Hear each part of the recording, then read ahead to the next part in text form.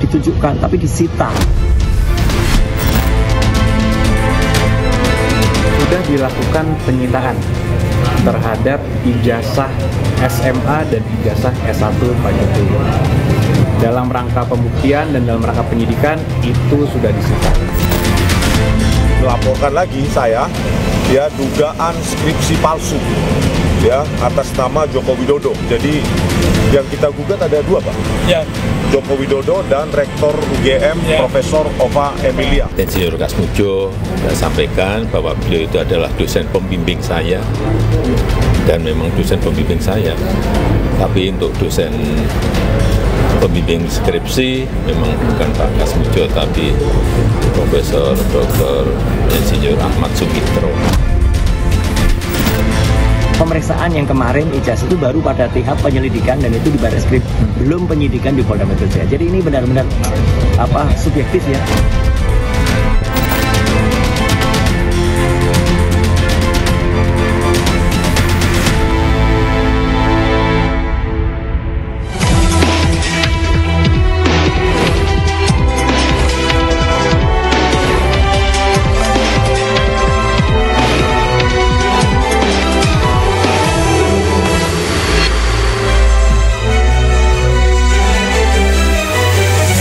Lebih dari 100 hari polemik ijazah Jokowi bergulir dan kini masuk ke babak baru.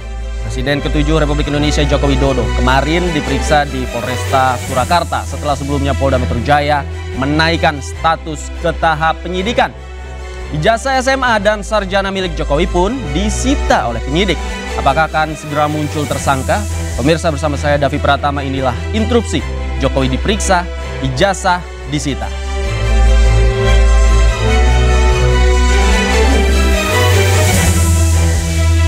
Dan pemirsa, langsung saya perkenalkan narasumber yang sudah hadir di studio. Di sebelah kanan saya ada Bang Silvester Tutina, Ketua Umum Solidaritas Merah Putih. Selamat malam, Bang Silva. Selamat malam, Interupsi. Selamat malam, Bang. Tadi juga sudah ke Polda, Bang, ya? Iya. Kayaknya bicara banyak sama penyidik tadi ya? Iya, diperiksa. Oke. Di Polda Metro dari jam 10 hingga jam 3 sore. Oke, nanti kita spill. Nah, di sebelah kiri saya juga sudah ada Bang Roy Suryo, pakar tematika sekaligus terlapor. Selamat malam. Malam, ini asli kalau ini. Asli? Asli, kalau yang sana tetap palsu. Yang sana mana tuh? Ya, ntar kita bahas. Kemudian juga ada Bang Leku Manan, Wakil Ketua Periadi Bersatu. Siap. Selamat malam Bang Leku. Terima kasih, selamat malam.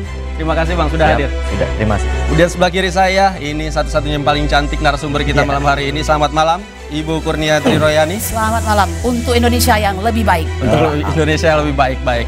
Kita akan masuk, sebelumnya saya jelaskan rule kita. Kita boleh adu gagasan, diskusi, adu argumentasi, debat, tapi tetap harus kepala harus dingin. Oke. Saya kalau nanti kepala nggak dingin disiramin.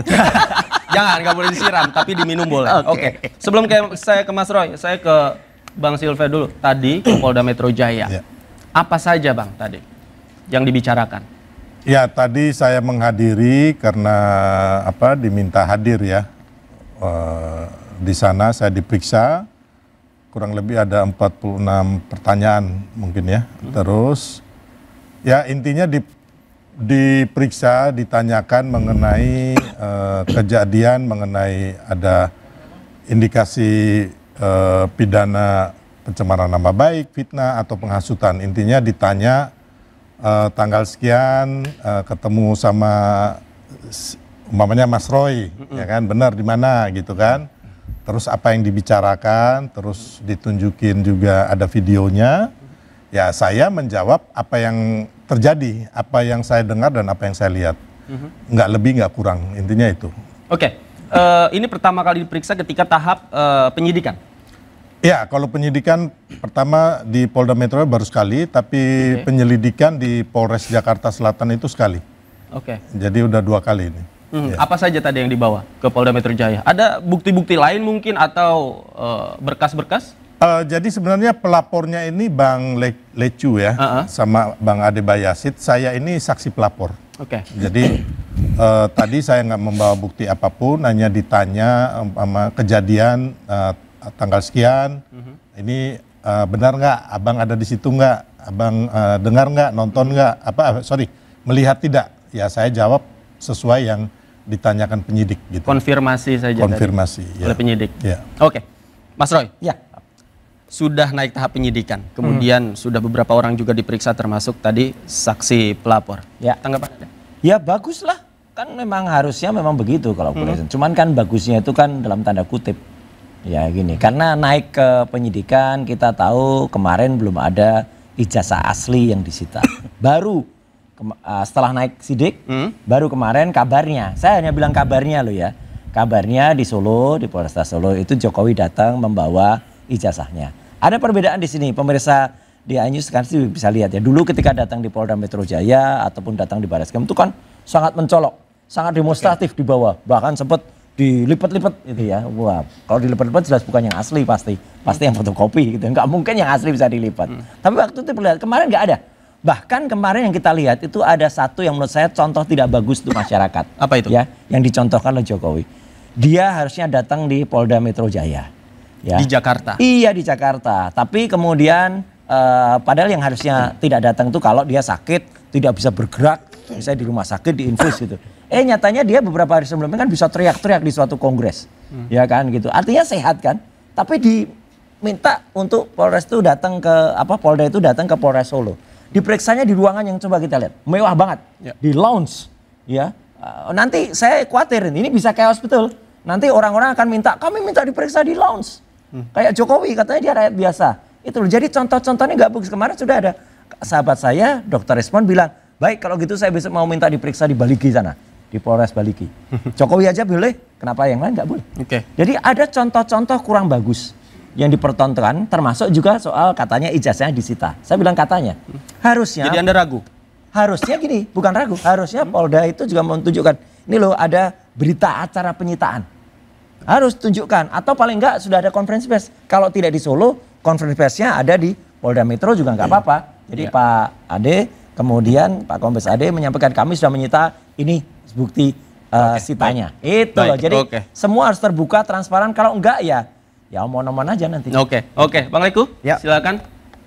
Ya, artinya saya menanggapi terhadap laporan yang kami laporkan ya. Terhadap yang saya laporkan ini kan adalah dugaan penghasutan 160 kemudian Jungto 28 ayat 2 Undang-Undang ITE.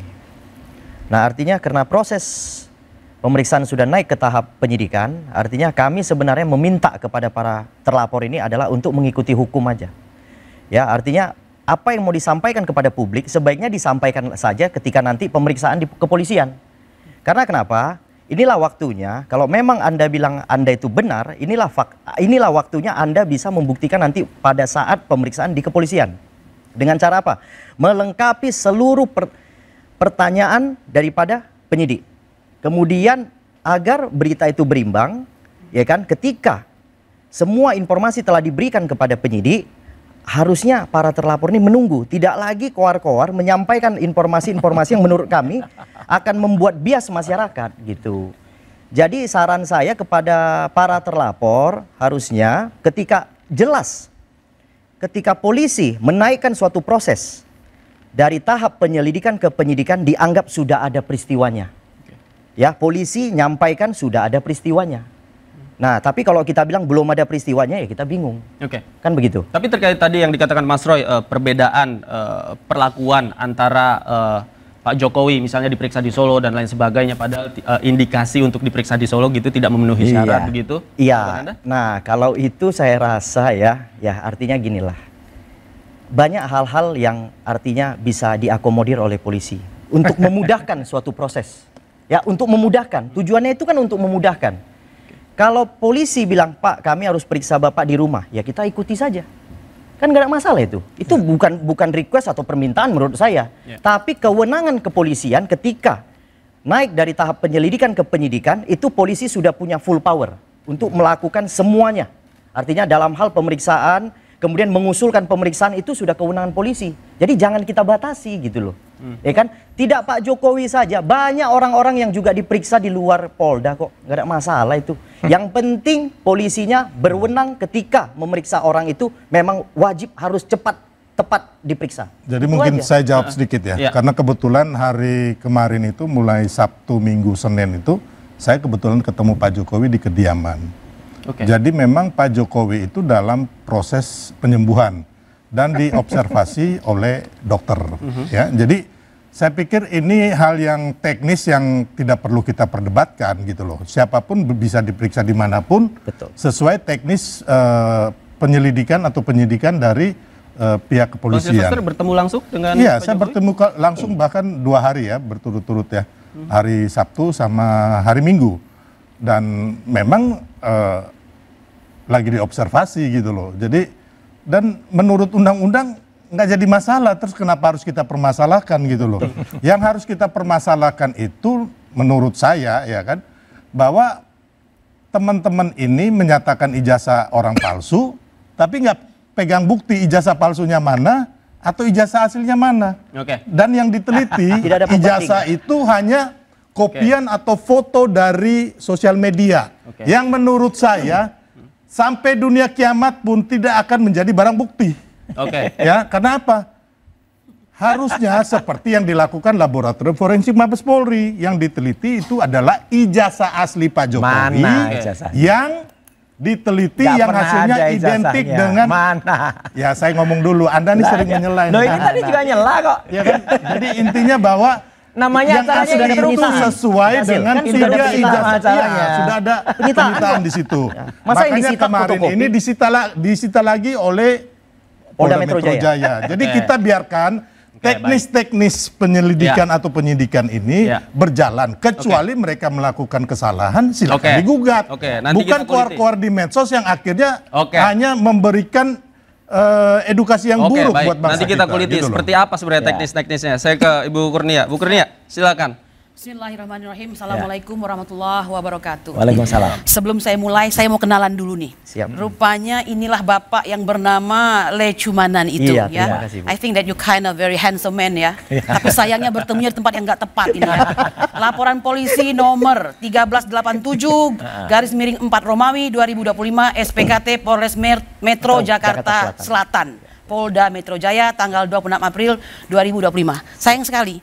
Ya saya kira what a pity. Kenapa Anda mau menjadi orang yang melaporkan kami, sedangkan Anda adalah saya kira pasti basicnya kan sebagai seorang pengacara kan ya? Ya, betul.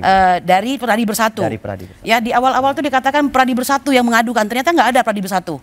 Yang ada Le Sumanan, kemudian Ade Kurniawan begitu, kemudian Karim Rahayaan ya, Ya. Nggak, dan maksudnya, beberapa orang tidak lainnya. mewakili organisasi atau Ya, perorangan? jadi tadinya itu disebut-sebut Pradi Bersatu gitu. Oke. Ini saya yakin Pradi yang ada selain dari Pradi Bersatu keberatan ini. Dan kalau Anda adalah kawan sejawat kami, Anda tidak akan lakukan ini, ya. Maaf, saya harus menyampaikan begini ya. Dalam kita menegakkan hukum, Anda harus paham siapa orang yang bisa Anda laporkan, siapa yang tidak, ya. Anda harusnya dalami dahulu perkara ini. Anda harus tahu TPUA itu sudah berjuang 3,5 tahun. Ya, 3,5 tahun dalam perkara ijazah palsu. Jadi kami ini adalah petugas yang bekerja untuk menegakkan hukum. Bagaimana mungkin petugas yang menegakkan hukum melakukan pelaporan di Bareskrim, tiba-tiba Anda laporkan, padahal Anda tahu ada undang-undang yaitu perlindungan saksi dan korban, pasal 10 yang menyatakan bahwa saksi, korban, saksi Tidak pelaku bisa dia. dan atau pelapor itu tidak bisa dilaporkan saat mereka memberikan laporan, baik laporan yang sedang berjalan maupun yang akan datang, ya, kecuali dengan etika tidak baik. Kan begitu. Dan untuk mengatakan tidak baik, mungkin itu menjadi ini Anda harus ada penelitian dulu. Anda harus paham dahulu ini begitu. Dan dalam Ya, proses itu dulu lah. penyidikan lah nanti, Bu. Nah, nggak bisa Ya begitu. kan? Nanti kan kita akan undang ahli, kita akan menilai. No, itu nggak bisa begitu ya. Loh. Kalau yang namanya bikin laporan, bukan. Kalau bikin laporan itu harus hati-hati. Ini Ibu Bu, yang pasal masuk pengadilan dan 184 Bukan, KUHP, bukan. Bu, pasal Karena itu 184 menyangkut KUHP. keterbatasan tentang Nggak bisa kebebasan Ibu orang. Nggak bisa. Kan? proses Saya nggak pengadilan bilang. dan semua Anda bisa dengar dahulu. masyarakat tahu. Ya, Anda Pasal dengar dahulu. 184 KUHP. Katanya Anda Ya, S2.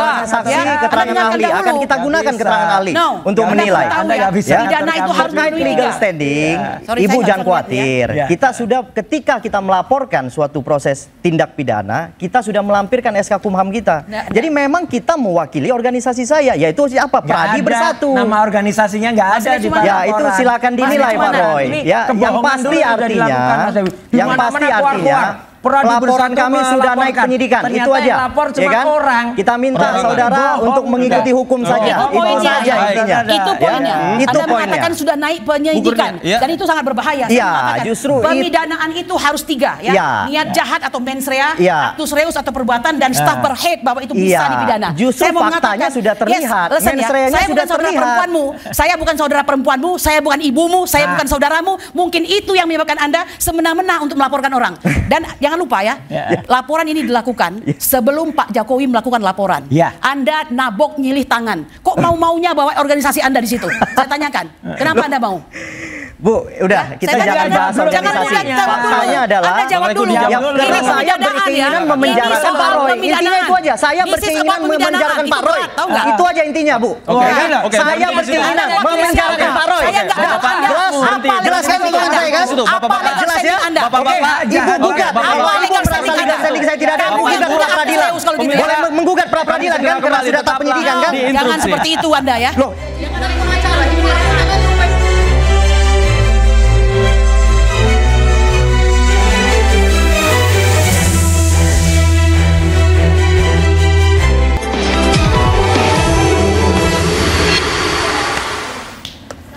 Kembali di interupsi pemirsa, luar biasa. Adu argumentasi di panggung interupsi malam hari ini. Saya ke Bang Lekumanan terlebih dahulu deh. Pertanyaan Bu Kurnia tadi, tolong dijawab. Legal standing Anda sebenarnya seperti apa? legal standing kami SK Kumham dari organisasi Pradi Bersatu.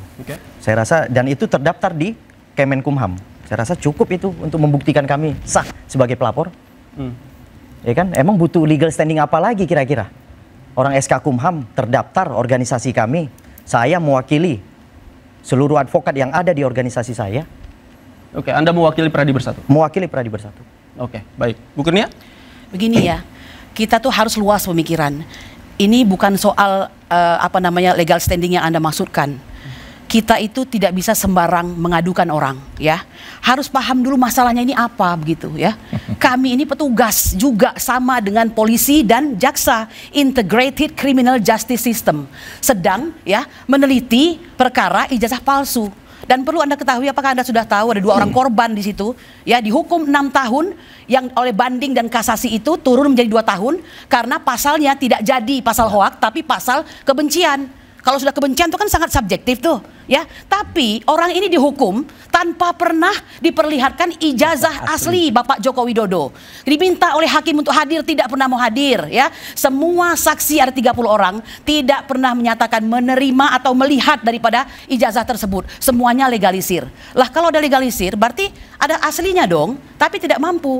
Egy Sujana, Presiden TPUA, menanyakan kepada jaksa, kalau begitu mana aslinya? Tidak ada, Bang. Kami terima dari Pak Polisi hanya begini. Kalau begitu, bagaimana bisa naik dari P21? Ini kekejaman, kezoliman luar biasa. Apakah karena dia seorang Jokowi? Ini begitu? betul ditanyakan, ya. Dan jawabannya seperti itu. Ya, tidak seperti ada. itu. Karena ini dalam penting persidangan informasinya. tidak ada ijazah aslinya. Ini kami hanya terima legalisir saja. 30 saksi itu, semuanya seperti itu. Anda bayangkan, dan bisa dihukum orang, ya, 6 tahun dari dakwaan maksimal, tuntutan maksimal 10 tahun. Ya mungkin hakimnya nggak enak hati mau ngasih maksimal begitu. Ya? Baik, Bang Itu yang saya maksudkan. Iya, jadi kalau mengenai makanya orang itu kalau menuduh seseorang ijazahnya palsu kah, KTP-nya palsu kah, sertifikat rumahnya palsu, harus megang buktinya dulu, bukan nanti penyidik yang mencari. Makanya, ya kan, waktu itu si Bambang Tri dan juga si Gus Nur itu mereka membuat podcast. Di situ mereka bersumpah bahwa ijazah Pak Jokowi palsu. Jangan memakai disimpangkan, Al-Quran. Bang Sylvester. Interupsi nih, jangan disimpangkan itu. Loh, Ya, memang ini bukan kan soal begitu prosedur. kenyataannya. Makanya akhirnya mereka dijatuhkan vonis bersalah. Itu salah sekali. Ya kan? Anda nggak mengerti. Loh, pengadilan menjatuhkan vonis bersalah untuk itu. Makanya sama yang Anda nggak sekarang. mengerti. Saya pengacaranya jadi nggak benar. Iya, walaupun Nggak benar. makanya Itu tidak benar. konyol, Ini kalah. forumnya saya mengatakan Ya, tidak Anda benar. konyol, Baca makanya lagi. kalah. Baca lagi ya. Jangan ngomong dulu. Nanti konyol jadinya. Makanya Bapak Ibu satu-satu. Anda nggak paham. Bapak Ibu Klien saya sudah dihukum. Anda Bu masuk Kurnia, di sini. satu-satu biar pemirsanya mengerti. Makanya karena kekonyolan Anda itu salah. Makanya kemarin itu, Bang, gugatan mengenai ijazah palsu ini ya kan tanpa dilampirkan apapun ijazah aslinya ditolak atau NO. Itu pengadilan 2 kali pengadilan Surakarta dan pengadilan Solo 2-3 tahun lalu. Tapi kan melakukan hal sama. indikator ijazah disebut palsu itu kan disebutkan. Kemudian dianalisis juga Mas Roy dan kawan-kawan. Yang dianalisis ini adalah digital, hanya kopian, bukan ijazah asli atau ijazah palsu. Nah ini saya bilang Ini omong kosong, ini hoax besar ini. Ya kosong. Ijazahnya Nggak itu yang bisa kosong. Mas, Bang. Nggak bisa mereka meneliti ijazah yang di hanya sosial media yang digital. Yang harus diteliti adalah ijazah yang palsu, yang asli, atau ijazah asli yang dipalsukan. Saya nanti bicara. Itu baru benar. Oke, Mas Roy. Gitu. silakan. Jadi waktu itu ada kesempatan yang sangat bagus yang namanya gelar perkara khusus. Yang dibayangkan oleh kita dan juga yang dibayangkan oleh masyarakat Indonesia ketika gelar perkara khusus itu adalah waktu itu berarti disajikan semuanya bukti-bukti Di Barreskrim. Di Barreskrim. Ya, jangankan disajikan secara aslinya atau analognya, disajikan digitalnya saja tidak. Padahal kami sudah mempresentasikan dan file itu banyak bisa diakses di mana-mana. Kami mempertunjukkan ini loh ijazah yang dikatakan ditunjukkan oleh Barreskrim sendiri. Jadi bukan hanya sekedar fotokopi, fotokopinya ditunjukkan Barreskrim. Barreskrim saja hanya bisa menunjukkan fotokopi. Kalau Barreskrim sudah pernah meneliti yang asli, dia pasti menunjukkan yang asli. Nyatanya ditunjukkan pada saat konferensi pers tanggal 22 Mei itu adalah fotokopi. Dan fotokopi itu saya uji dengan perbandingan ijazah 11-15 miliknya Fronojiwo, 11-16 miliknya Hari Mulyono, 11-17 miliknya Sri Murti Ningsih. Semuanya dibandingkan, semuanya identik kecuali yang 11-20 miliknya Joko Widodo itu dia identik. Dan yang paling baru Mas, kami sekarang sudah memegang lebih dari 10 ijazah asli. Asli benar asli milik kakak angkatan kami yang sama-sama periodenya, yaitu pada tahun 85 kelulusan dari UGM. Ya, dan itu kita siap. Sekarang kita tantang Barreskrim. Mana aslinya? Jangan hanya omon-omon. Kalau ada aslinya tunjukkan. Ini Kita siap penyesatan terbesar lagi yang barusan dilakukan oleh Mas Roy saat ini. Kenapa? Waktu disita oleh Barreskrim Mabes Polri itu ijazah aslinya. Makanya waktu konvensi pers itu ditunjukkan fotokopinya dan di sampingnya foto ijazah aslinya. Dan waktu itu juga ya kan sudah ada kan barang bukti ini penerimaan untuk di ijazah aslinya. Itu Mas Roy. Gak ada. Ya, jadi ini penyesatan. Bukan penyesatan. Ini orang suka menyesatkan gini. Makanya yang menyesatkan Sylvester. Gak mungkin dong saya menyesatkan. Saya bukan tertuduh. Anda akan jadi narapidana. Gila. Jadi saya kasih tahu ya. Saya keberatan. Saya keberatan. Dasarnya apa? Jadi saya kasih tahu ini. Anda akan menjadi narapidana. Sebentar. Satu-satu. Bang Sylvester tetap di sana. Ibu Kurnia. Ibu Kurnia, Ibu. Saya mau tanya, Anda Ibu tetap di sana. Ibu tetap di sana. kepada polisi. Ibu, Bapak Ibu tetap di sana. Ibu tetap di sana. Ibu tetap di sana. Oh, pesanan ya? Ibu tetap di sana. Ibu tetap di sana. Saya mau tanya, Pemirsa interupsi segera kembali usai jeda. Tetaplah bersama kami. Pesanan. Ibu di sana.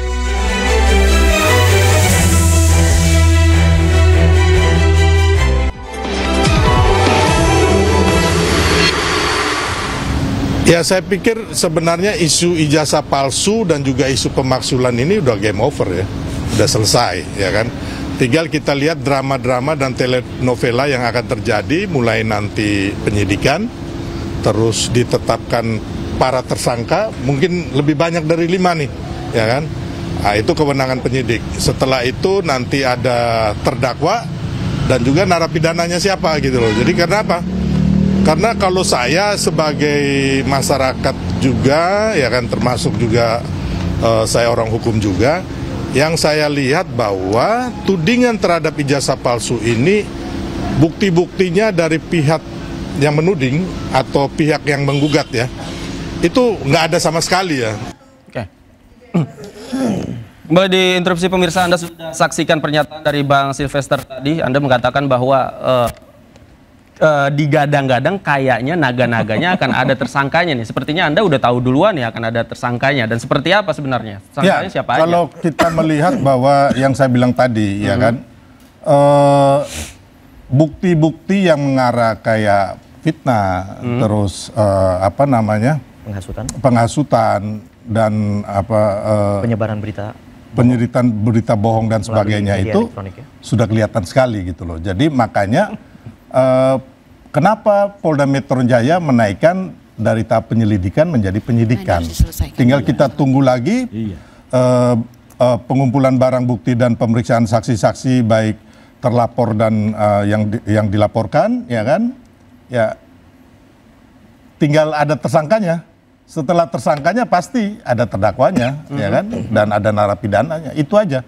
Makanya saya bilang tadi bahwa sebenarnya isu ijazah palsu ini udah selesai, udah game over, gitu loh. Sama seperti isu pemaksulan. Yang mana kalau isu pemaksulan ini saya tambahkan sedikit bahwa 4 syarat pemaksulan ataupun alasan pemaksulan yang diberikan oleh para purnawirawan itu, 4-empatnya ini tidak punya dasar yang jelas.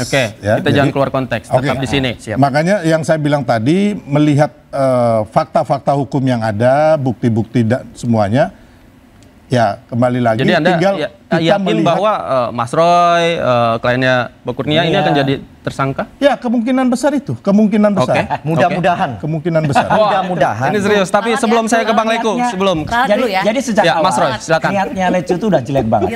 Sejak awal kan tadi kalimatnya jelas. Mudah-mudahan. Saya ingin mempidanakan, saya ingin itu kan jelek banget. Padahal gini, masyarakat menonton, ya. Mas Davi, ini kasus awalnya ijazah yang palsu, yang nanti itu akan dibuktikan.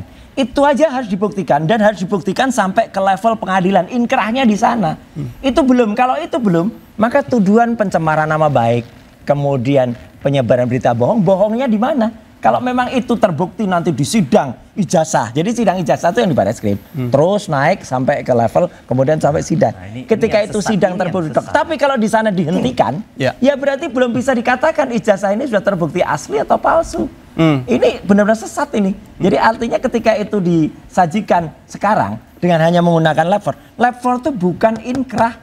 Lab 4 itu bukan, kalaupun nanti Polda Metro Jaya misalnya itu melaporkan lagi ijazahnya, itu harus naik sampai ijazahnya terbukti asli atau terbukti palsu. Jadi nanti akan muncul apakah ijazah itu hanya berdiri sendiri atau nanti ternyata ijazah itu memang katanya otentik. Tapi kalau ijazah otentik, skripsinya yang sudah benar-benar saya pegang sebagai primary evidence itu palsu, ya, dan bahkan itu jelas banget nggak ada lembar pengujiannya, tanda tangannya diragukan oleh putrinya, nama Pak Kasmujo ada. Sekarang bahkan Pak Kasmujo pun sudah dilaporkan, ya, artinya statement Pak Kasmujo itu dibuat laporan oleh Mas Rizwan, ya, di Jogja. Jadi ada 3 laporan Jokowi ini. Jokowi itu dilaporkan atas kebohongan Kasmujo, dilaporkan skripsinya, dan juga dilaporkan oleh Relagama, oleh unsur dari komunitas Universitas Gajah Mada. Tapi sebentar, ini tadi kata Bang Silvester kemungkinan besar ini akan ada tersangkanya yang sudah pasti nama-nama terlapor begitu. Salah satunya Anda. Tanggapan Anda nggak gentar? Nanti kita lihat saja, ya, apakah memang benar polisi itu bisa benar-benar mentersangkakan kami. Ya gitu. Contohnya begini, sekarang di pasal yang dituduhkan, ada diselundupkan pasal 32-35. Saya termasuk orang yang membuat undang-undang ITE itu.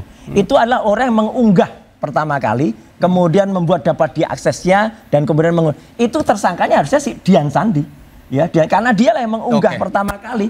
Saya tidak pernah mengunggahnya, Dian Sandi lah mengunggahnya, dan ternyata dia tidak minta izin awalnya, baru kemudian dia minta izin kepada Jokowi, dan Jokowi ke Solo bertemu dengan Pak Jokowi. Tapi Jokowi kemarin statement, saya tidak pernah menyuruh orang untuk mengupload. Lah berarti tanpa izin dia, harusnya dia dulu yang kena. Menurut Mas Roy ini ijazah palsu, ya? Kenapa? Kalau ijazah yang dia-upload itu miliknya, yang ada pada tampilan miliknya Dian Sandi. Tahun berapa dipalsukan? Nah itu nanti biarkan saja, nanti akan ada buktinya. Loh bukan nggak pernah dijawab ini dari dulu. Nggak usah, saya nggak perlu menjawab siapa yang Anda. Memalsukan? Saya nggak perlu menjawab Anda. Memalsukan? Saya nggak perlu menjawab Anda. Jadi Anda nggak ada hak untuk tanya ke saya. Pertanyaan Bang Silvester. Saya ada hak karena apa? Anda udah membohongi masyarakat, membohongi bangsa kita dengan penelitian yang nggak jelas yang Anda lakukan. Asli atau palsu nggak perlu kemudian ditanyakan kapan palsunya. Ini saintis dari Hong Kong.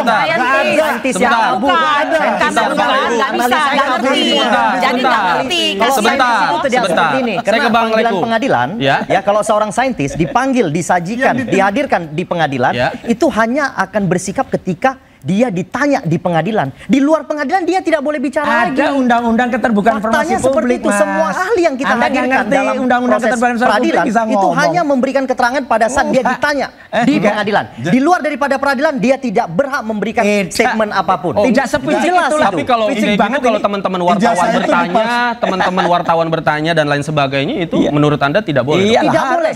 Ya, tidak boleh. Tidak boleh. Karena kenapa? Seorang saintis dia harus menjaga kode etiknya.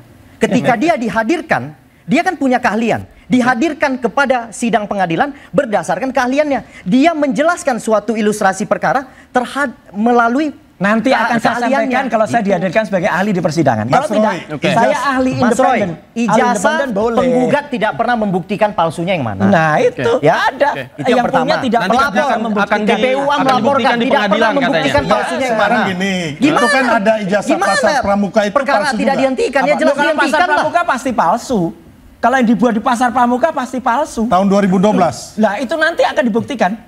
Kalau yang di pasar, ya jelas lah. Kalau UGM asli. Sekarang nanti akan dibuktikan. Sekarang kan kita bicara sekarang, Mas. Saudara sebangsa dan setanah air, Mas, Bang. Mas Sylvester punya hak untuk bertanya. Mas Roy juga punya hak untuk tidak menjawab. Kita hormati itu. Haknya orang-orang itu. Saya ke Bu Kurnia, dulu. Saya ke Bu Kurnia. Saya mau pindah sedikit topik ya. Kalau nggak nanti kita terpengaruh terus begitu. Saya ingin mengatakan begini. Yusril Iza Mahendra pernah mengatakan, dalam sistem hukum yang kuat, orang jahat itu akan dipaksa untuk menjadi orang baik. Sebaliknya, dalam sistem hukum yang buruk, orang baik akan menjadi orang yang buruk. Saya ingin mengatakan begini, dari bergulirnya perkara ijazah palsu ini, saya ingin mengatakan kami sudah melihat banyak bukti-bukti. Betapa ini sebenarnya pertarungan antara orang kuat dan orang lemah. Orang kuat itu sudah pasti Pak Joko Widodo, karena beliau mantan presiden dengan segala privilege dan segala macam keistimewaan-keistimewaan yang beliau dapatkan. Ya, perlu Anda ketahui, 9 Desember 2024 kami melaporkan ke Bareskrim. Ya, dipontang-panting sampai 8 jam. Biasalah, naik lantai 3, naik lantai sekian. Baru 8 jam kemudian hanya diterima sebagai dumas. Saya sudah biasa dumas, tidak pernah berhasil menjadi laporan. Padahal itu penting sekali. Pasal 263, 264, dan 266 tentang pemalsuan kata otentik dan menyuruh orang melakukan pemalsuan itu sendiri. Apa maksudnya? Ya tidak diapa-apakan, sehingga kami merasa kemana mencari keadilan. Sehingga timbullah suatu ide menanyakan langsung kepada beliau. Barangkali dengan menanyakan langsung beliau akan mau ya menerima untuk menjelaskan seperti itu. Timbul ide itu, akhirnya kami pada tanggal 15 April 2025 kami mendatangi Yogyakarta, yaitu Rektorat UGM dan Solo di Kutai Utara nomor 1. Karena kami terharang di jalan, untungnya ada saksi kami yang memang saya tidak kenal Mas Roy ini secara langsung ya. Hanya sekali itu begitu. Tapi karena kami melihat keilmuannya ini ditambah dengan kami sangat terus terang terpesona ya. Tidak ada perencanaan di situ, ngobrol segala macam. You can see from my face ya, kami orang jujur semua begitu. Nah, kemudian pun dengan Rismon Hasyalan Sianipar, kami secara ilmu hukum ya, simptomnya apa? Tidak pernah diperlihatkan di dalam pengadilan. Mentok tuh, ya kan? Nah, tapi Rismon memberikan sesuatu yang baru. Dia datang ke UGM ya, itu pun didukung oleh istrinya itu. Dia melihat ada orang baik itu, dia bisa melihat skripsi tersebut dan seterusnya. Akhirnya mereka yang mewakili kami bertiga. Jadi mereka ini saksi kami. Ya. Nah, kemudian kami tidak bisa bertemu rektorat, kami ke kehutanan. Bisa di situ, ada semacam live streaming di situ. Kita berhenti sampai di situ, nanti saya kasih kesempatan pemirsa interupsi, segera kembali.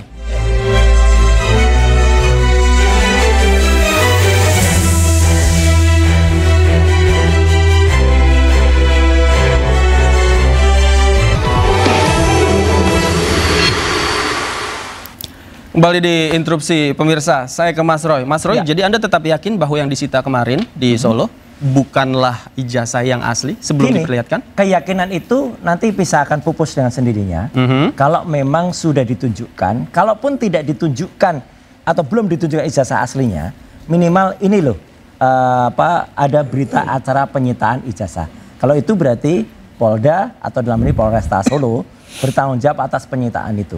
Dan sekali lagi sebenarnya paling penting dari semua ini adalah ijazah asli tunjukkan ke masyarakat. Kalau tidak itu hanya omon-omon. Sama seperti sekarang orang sering bilang, itu ada ijazah asli dan asli.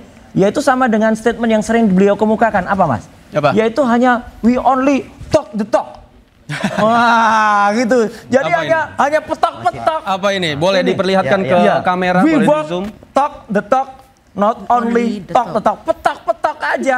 Katanya ada ijazah asli. Mana? Rakyat tuh sebenarnya nggak butuh berlama-lama. Kalau memang asli, ini logika orang yang paling waras ya, paling tegar. Tunjukkan saja, dia nggak perlu bayar lawyer, mahal-mahal bayar orang-orang untuk teriak-teriak di media gitu ya. Kemudian nggak perlu ijazah asli, selesai, namanya harum. Sekarang lebih dari mungkin separuh masyarakat Indonesia itu, oh memang betul berarti ijazah nggak pernah ada ya, gitu, karena tidak pernah ditunjukkan. Itu saja sampel orang waras, pikirannya cerdas. Oke, Bang Riko. Ya, Bang Roy bebas lah ya. Oh, mau ngomong seperti apa itu bebas saja. Ya, intinya yang pernah kita saksikan kemarin, pengumuman daripada Polda Metro Jaya telah disita ijazah SMA dan ijazah S1 Pak Jokowi telah dilakukan penyitaan. Berita acara penyitaannya? Berita acara penyitaannya telah diumumkan oleh Polda Metro Jaya. Ada. Anda lihat? Saya sudah lihat. Udah lihat? Saya sudah lihat. Waduh, hebat. Ya, saya sudah lihat. Ya. Yang kedua, publik Pak mencatat Roy, ya, setelah adanya penyitaan itu akan langsung dilakukan puslapor untuk diperiksa kembali. Padahal puslapor ini yang sebelumnya sudah dilakukan. Yang tapi kali ini di Bareskrim. Iya, kali ini kan yang disita 2. Yang SMA dan juga yang S1. Akan dilakukan puslapor. Sebenarnya ya menurut saran saya sebenarnya nggak boleh dilakukan puslap lagi. Karena dulu sudah pernah. Ini salah ini. Salah. Karena dulu sudah pernah. Enggak salah. Dulu penyelidikan. Ini orang hukum nggak ngerti hukum ya kayak gini nih. Enggak, ini menurut Bang Lekumana. Iya. Masa pengacara ilmunya beda? Dengar dulu makanya, jangan dipotong dong. Iya. Karena saya aja bukan saya aja ngerti. Puslap itu tidak boleh dilaksanakan 2 kali. Sebelum ada petunjuk dari jaksa atau namanya P19 dari jaksa. Ngaco banget. Harusnya seperti itu. Aduh. Oke, tetapi ini karena mungkin polisi mengakomodir permintaan daripada terlapor untuk dilakukan puslap, mereka lakukan sita dan sekarang mereka akan kirim ke puslap untuk dilakukan puslap sekali. Oh, kalau gitu apa yang dilakukan polisi hanya formalitas untuk mengakomodir begitu? Artinya mungkin kan itu keterangan dari mereka, ya kan, harus diambil aslinya, harus ditunjukkan. Akhirnya polisi mengakomodir permintaan mereka. Harusnya kan kami pelapor, polisi harusnya mengakomodir permintaan kami. Oke, hukumnya. Ya, saya ingin mengatakan demikian ya, bahwa negara ini begitu sibuk untuk melayani kepentingan Joko Widodo. Ya, indikasinya di mana? Semua perkara di Sleman mungkin sekarang sedang berlangsung, tapi yang di Surakarta di NO, Ni on van verklaar. Ya, artinya tidak bisa diterima. Bukan kalah loh, itu bukan kalah itu. Nah, kemudian yang kedua, pada saat yang puslapornya itu dinyatakan bahwa tidak ada indikasi pidana dan autentik. Ya, itu sudah 2 kemenangan. Dan yang ketiga, naik sidik, ya, naik ke penyelidikan ini. Dan itu semua coba Anda bayangkan, Anda lihat, masyarakat kita tidak bodoh ya. Kami yang melaporkan lebih dulu tidak diapa-apakan. Tapi begitu ada laporan dari saudara Joko Widodo yang pada hari itu di BAP, hari itu juga diterbitkan surat penyelidikannya, perintah penyelidikannya dalam 1 hari, super cepat. Ya, barulah yang kami ini pelan-pelan diangkat supaya di-matching-matchingkan waktunya begitu. Apakah kami sedemikian bodoh untuk mengerti masalah ini? Lalu Anda mengatakan tenang saja Bu, Anda tidak masalah, tidak apa-apa menjadi seorang tersangka atau apa.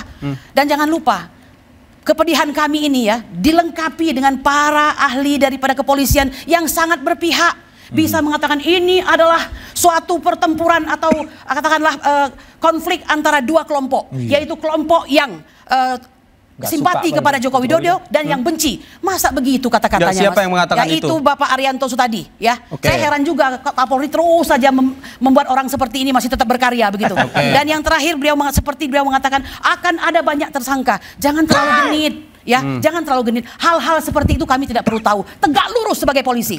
Jangan lupa, polisi itu nexus ya. Titik tengah di antara arus besar. Mereka terkuat bukan cuma di Indonesia, di Asia Tenggara. Bayangkan, ya. Nanti dulu saya belum selesai ya. Nah, saya ingin mengatakan proses yang tidak transparan, disparitas, diskriminatif itu wajah polisi pada hari ini. Klarifikasinya pun aneh. Ya, sebenarnya kalau klarifikasi itu jangan samakan dengan mem-BAP seseorang, mengadakan suatu penyelidikan begitu ya. Akhirnya kok tiba-tiba kami naik jadi penyidikan. Anda yang cari dong kalau kami memang salah. Berarti Anda mencari dari kata-kata kami begitu maksudnya begitu. Nah, ini terus terang Mas ya, mohon maaf ya. Mohon maaf. Ini tidak akan selesai tanpa turun tangannya seorang yang memimpin negeri ini. Siapa? Pak Prabowo. Presiden harus turun tangan persoalan betul, ini. Betul. Anda perlu ketahui ya. Oke. Pak Sigit itu terlalu lama. Oke, Ya. baik. Ntar saya belum selesai, satu lagi. Baik. Itu ada crime by omission. Ya, dia pemimpin di kepolisian. Dia tahu terjadi sesuatu. Kalau itu sepengetahuan dia punya cara untuk menahan itu, tidak dilakukan. Itu crime by omission. Kita stop dulu di situ. Nanti saya kasih kesempatan maksudkan. lagi. Siapa kami harapkan? Ya presiden lah. Oke, nanti saya kasih kesempatan lagi. Bang Sylvester. Ya kalau kita presiden ini banyak agenda yang harus dituntaskan. Kalau hanya mengurus ijazah yang dituduhkan palsu tapi ngaco, ngapain diurusin oleh seorang presiden? Anda kan bukan presiden. Dan gini, intinya bahwa kemarin itu kayak Bambang Tri. Bambang Tri ini pernah diputus bersalah karena membuat buku Jokowi Undercover. Dari sini aja kita tahu bahwa orang ini penipu, orang ini penjahat. Buku dibalas buku. Ya dengar dulu. Ya, buku dibalas jadi buku. Anda intinya jangan begini. ngawur. Orang ini sudah menjalankan hukuman hari ini. Ini dihukum oleh pengadilan karena apa? Dia membodohi rakyat. Tidak ada yang dia membodohi. penjahat. Bayar Harus dihukum. Sylvester juga harusnya dihukum. Harus dihukum. Orang ini harus dihukum. Makanya pengadilan memutuskan dia bersalah. Setelah itu, setelah itu dua gugatan di PN Solo dan Sleman juga ditolak. Ya. Terakhir kemarin di Surakarta juga ditolak. Kita tinggal menunggu, menurut saya, mulai lagi mengancam. hampir sama yang nanti di PN Sleman ditolak. Terus Dumas di TPUA juga ditolak. Jadi sekarang ini sisa pelaporan dari Pak Jokowi dan teman-teman relawan dan Pradi Bersatu yang ada di Polda Metro Jaya. Yang kita lihat sekarang ini, mau suka nggak suka dengan berbagai macam alasan, penelitian dan sebagainya, sudah naik sidik. Tinggal ada tersangkanya, terdakwanya, dan narapidananya. Itu aja. Gitu loh. Mas Roy. Jadi sudah game over. Jadi tidak usah terlalu banyak berharap, apalagi tidak akan pernah ada. Daripada Anda berharap Mas Sylvester, Presiden Prabowo akan ada. Ini negara harus turun. Kalau tidak, maka Republik ini akan tercatat sebagai di rezim ini, di pemerintahan ini memenjarakan satu YouTuber. Dua, memenjarakan peneliti-peneliti yang kami tidak punya afiliasi apapun, ya. Dan tiga, memenjarakan para ulama. Jadi itu akan menjadi cacat yang serius. Makanya, alhamdulillah surat kami kemarin ke Human Rights yang ada di Belanda itu sudah masuk dan kita tunggu saja. Enggak, kok ke Belanda jadi ke Belanda apa? Iya, jadi kami mengadukan ini kepada Komisi Hak Asasi Manusia Internasional. Ada pelanggaran hak asasi manusia menurut Anda? Jelas, karena seperti tadi proses-prosesnya pun tidak imbang, ya, tidak fair. Kemudian tadi ada subjektivitas yang luar biasa, ya, dan itu sudah dan kemudian sampai nih kepada Amnesty International, nih ada suratnya nih, Human Rights Super Center di unit UK dan juga kepada ini sebenarnya pengacara siapa sih, Bu? Pengacara kepada ditunjukkan kamera. Jadi ada dua surat yang kemudian itu sudah dibawa dan insya Allah ini akan diproses. Jadi menurut Anda Pak Prabowo harus turun tangan soal ini? Iya. Yang ini masih kurang pelaporan ke Kutub Utara dan Ethiopia. Masih sama betul. Donald Trump ini udah nggak waras semua. Donald Trump pun kami kurang juga eksekusi pengadilan negeri Jakarta Selatan terhadap Sylvester. Itu juga ada. Donald Trump juga diadukan. Enggak, tapi harapan yang masih ada Pak Prabowo harus turun tangan soal ini.